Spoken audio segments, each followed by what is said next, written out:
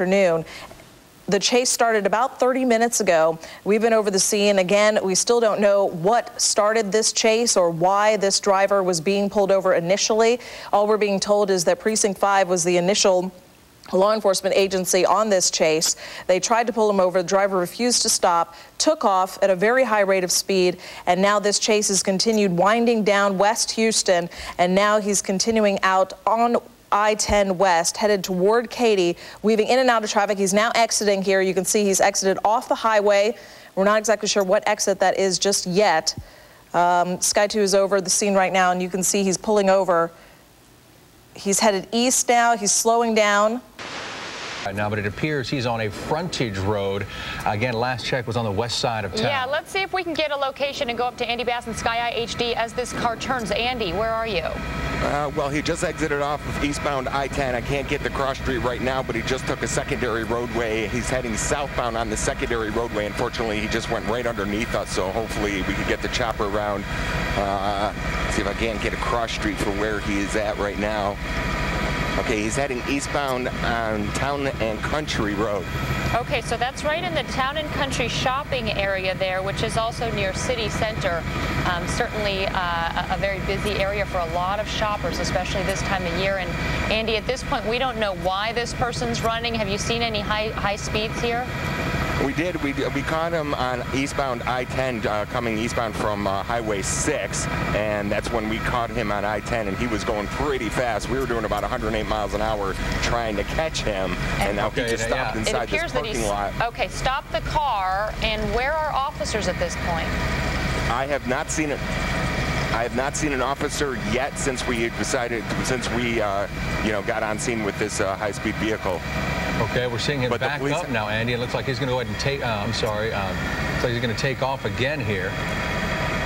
Yeah, the police helicopter is definitely on top of him, as well as I just looked out my window and saw the police helicopter, HPD helicopter, is over him as well. So hopefully the ground units will be on top of him momentarily. Well, and it's worth noting it's been very beneficial for police officers to have our news helicopter over these scenes, and it's good that they have their chopper up there as well, because especially on some of these side streets and in these residential areas, it must be very difficult to follow these suspects. Do you have any idea what kind of car that is? It looks like a Toyota, maybe it's a Nissan. Yeah, it looks like a Nissan Maxima or a Nissan Altima four-door vehicle type thing. We don't know how many people are inside at this point, but you can see them driving on the wrong side of the street, just past high speeds as soon as this person hit the freeway, and actually even on that entrance ramp, obviously passing vehicles left and right on both sides already at a very high speed. Yeah, that is correct, Alona. I do see a few officers behind him. They're about, I would say, about a half a mile behind him, trying to enclose as fast as they possibly can. And Andy, what kind of speeds are you guys doing right now in SKYEYE HD to keep up with this guy who is really moving at this point?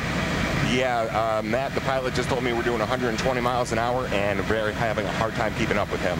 6 minutes after 4. You know, you don't know what traffic is going to be like at this point, but this is somebody who doesn't look like they have any intention of slowing down whatsoever for anything that gets into their way. Are they in the HOV lanes? And it looks like they have a blowout. He was in the HOV lane. He just did like a 4-lane cut. Oh, now he's onto the right side of there, maybe trying to exit. Yeah, he looks like he's going to exit.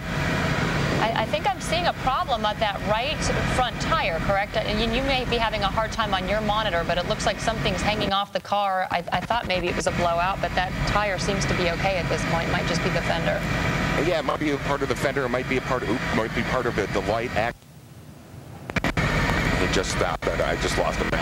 Okay, now he's turning around and going the westbound on the eastbound lanes, trying to exit off. Yeah, so he really hit the brakes right there, Andy, and has basically just done a 180. Now he's heading back on the frontage road. The wrong way. Westbound, yes, very, very worth noting right there, as Alona said, the wrong way on the frontage road. This is not a good scene right here. We're just hoping this doesn't end with a collision at this point. Street.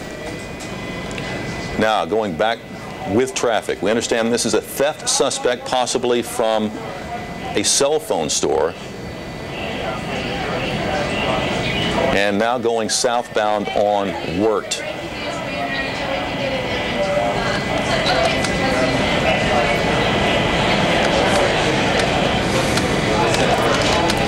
when this does conclude, the suspects are in custody. They will be arrested. They'll be taken into central booking. They'll be charged. Now, the top of the 4 o'clock hour, getting inching anyway, a bit closer to rush hour. Looks like we've got his driver's side door open. Looks like he's about to jump out of the car. Unfortunately, there he is trying to walk away now. Can we get a location to where we are as far as this intersection? We're around Wirt Road, I understand. Near Wirt Road? Okay. Yeah. And you can see him heading over in the direction of maybe some apartment complexes over there. And this guy's just got a backpack on him and now something in his hand, and he's running. He's also in the jurisdiction of the village's police departments. And I am certain that they are transmitting about this chase. Chasing him on foot, but it started out as a theft.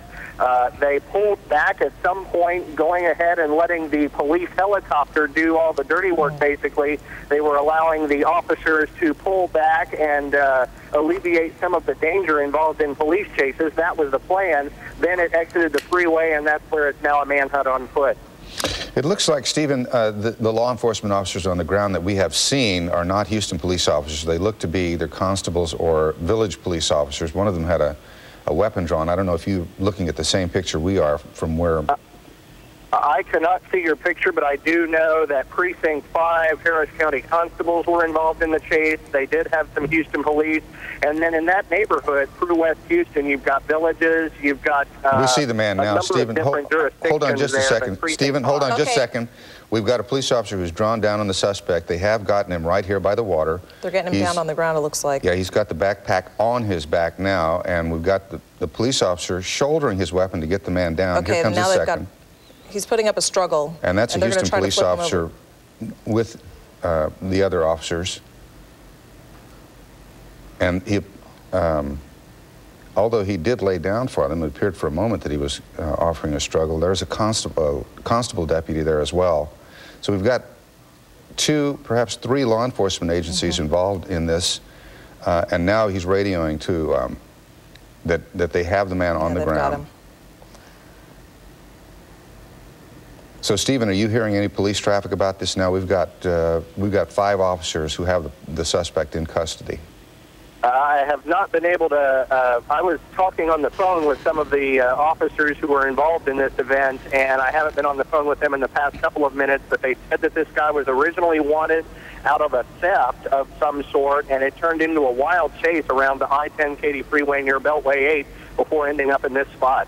Okay, we've got 1 Houston police officer and 4 constable deputies, and the deputies seem to be, yep, they did, they cut it right off, and they're the ones who appear to be, that this happened in their jurisdiction because they have taken this man into custody. The police officer, the Houston police officer, merely observing. They said that it was the Houston police helicopter that was able to get in position very, very quickly, and that allowed some of the police officers in their patrol cars to pull back and alleviate some of the danger involved in police chases. So even though you're crossing through a whole bunch of different jurisdictions there, the Houston police helicopter was a crucial factor in this chase.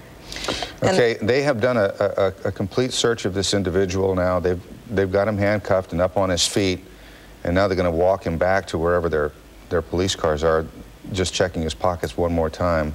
And you can see they'll one of be looking at felony evading charges, evading arrest, which is now a felony in Texas. They'll also be looking at whatever crime occurred involving that theft that originally started this whole thing. But typically, they're going to be very, very cautious, detain him like a felony, treat him as though he has a weapon, and use all of the caution and all of the safeguards that you saw when they took him in handcuffs.